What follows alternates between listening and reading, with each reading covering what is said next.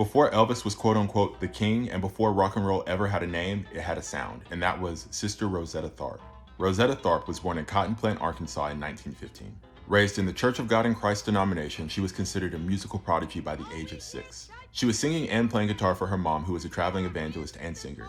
At a time where church music was very acoustic and very solemn, she brought in the electric guitar. This mixed bluesy rhythmic energy with power chords, distortion, and backbeat. This captivated worldly audiences and became the foundation for what we know as rock and roll. In 1938, she signed with Decca Records. In 1944, she did the unthinkable. She released Strange Things Happening Every Day, which most historians credit as the first ever rock and roll song. It was also the first gospel-style song to ever break into the Billboard R&B charts. She was also known as an incredible performer. Her MO was to play her white Gibson SG guitar behind her back or with her teeth. And even more groundbreaking for the time was that she was considered to be a part of the LGBTQ+ community.